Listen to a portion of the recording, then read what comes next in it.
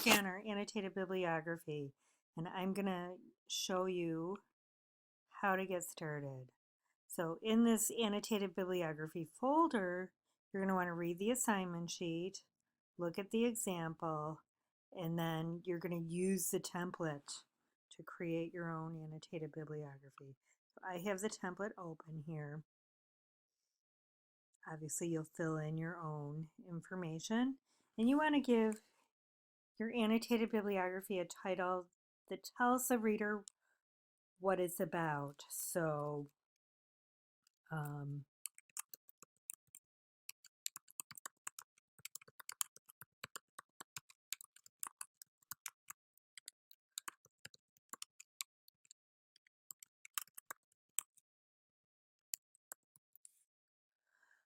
so you'll do that for your annotated bibliography based on your own topic. And then you're going to write an introduction, which will be about a paragraph long, similar to the discussion in your topic proposal where you explained your topic. So for legalizing organ sales, I'd want to talk about how many people die waiting for a transplant organ. I want to talk about why the law is what it is. I want to talk about the black market. So I'll give some facts and some statistics to explain my topic in general, and then I'll talk about the scope of the research presented here, and I'll say below are academic journal articles, overviews, popular sources, government statistics, whatever 8 sources I come up with, I'll briefly summarize what they are in the introduction. Just like in a paper, I'm going to give an overview in the introduction to help the reader understand my paper. So for each source, we're going to need to provide several elements. So I'm going to walk you through them. And I've already found this article, which is a scholarly article on organ sales. So the first thing I need to do is to find a citation. And if you start here, I guess you can see that it actually says cite.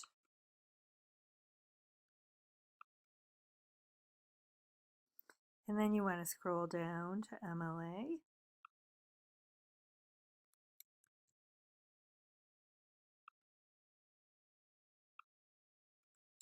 And I'm going to paste that here and blend it to my source formatting. I want that on a separate line, and really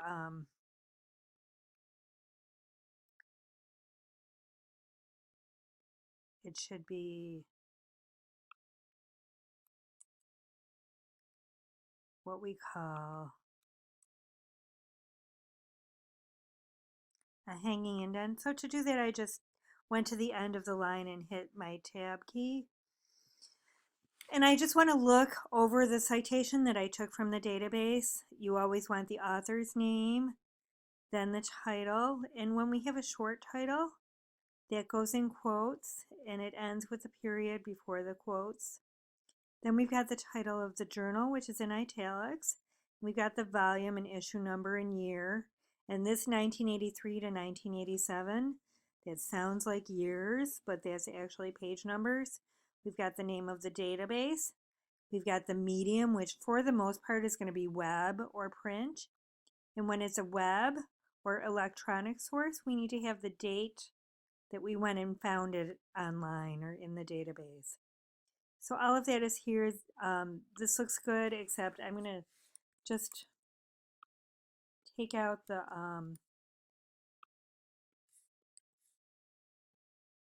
small words that don't get capitalized in titles because that bugs me. Okay, so there's my citation, and the next thing I need is a summary. So to summarize my article, I've already read this article, but you're going to want to read your whole article, and with an academic journal article, you might need to read it more than once or twice. They're a little bit more technical. They're a little bit um, harder to read because they're written for an audience that is expected to have some expertise in the subject. So, for instance, a legal article like this one is probably written for other lawyers. So, you might have to look things up and take it slow and puzzle things out, but I do expect you to read the whole thing before you write your summary. And you will notice in the database, if you look at what you'll see before you click on the PDF, there is an abstract, which is a kind of summary. You can look at that, but do not copy that and paste it into your annotated bibliography. That's plagiarism. It will come up in Turnitin, and I will make you redo it. So I've already written the summary for this example, so I'm just going to copy what I wrote.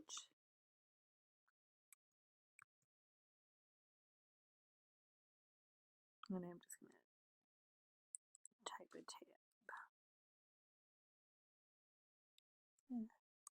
Maybe not.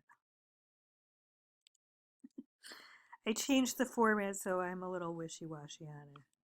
And I'm just going to change this to Times New Roman.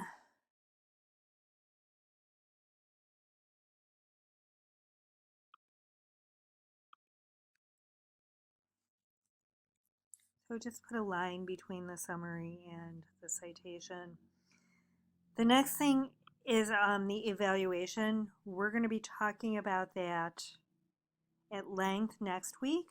But if you find an article in the database, you can say this source is a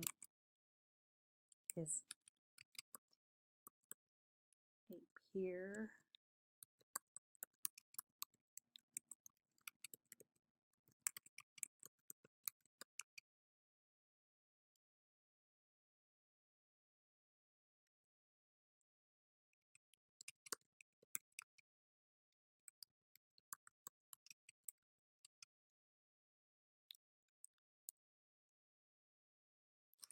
Okay, so a peer-reviewed scholarly article.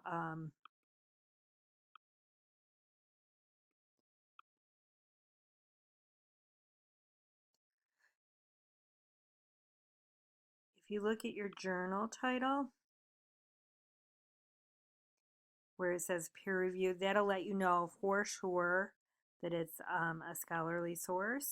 You need 2 scholarly sources for your essay. And also when you're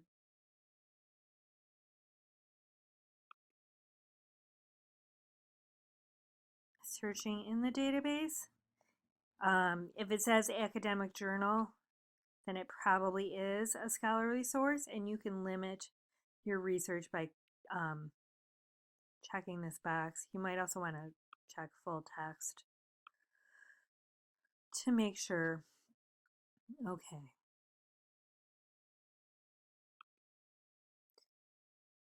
So if your source is peer-reviewed and is on topic, then you only need to really make sure that it's not too old if it's from the library. And I'm also going to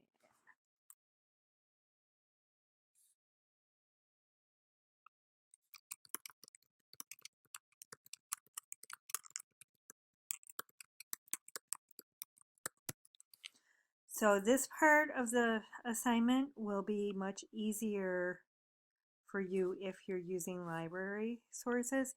If you're going out on the open web to find sources, then you're going to have a lot more work here. And if you use a source from the open web, then I might not say that it's good enough. So in the library, not everything will be peer reviewed. We'll talk more about that later. You can also find popular sources, but if they've been vetted by the library, chances are they're reasonably credible. And you'll just want to worry about the date. If they're not from the library, then you're going to have to do more work. Okay, use in paper. So, I will use this source to explain the current law.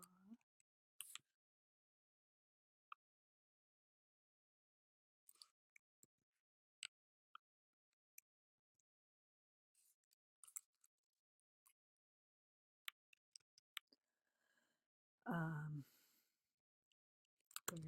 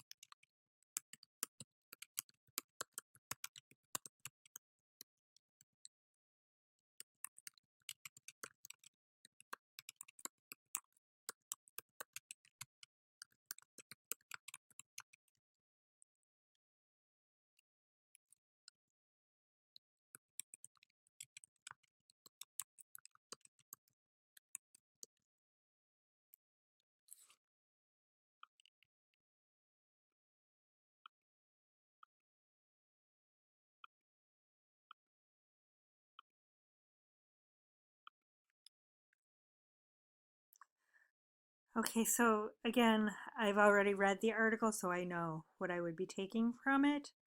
But I do want to see some specifics here. And keep in mind that you need to have 2 scholarly sources. The rest can be popular or whatever else you want, but you're going to do this for 8 sources total. So we'll have citation, which you can get from the database. We'll have the summary. We'll have the evaluation, which explains why the source is credible. And then you will write in a specific way about how you're going to use that source in your paper. So to do this assignment, you need to read your sources carefully.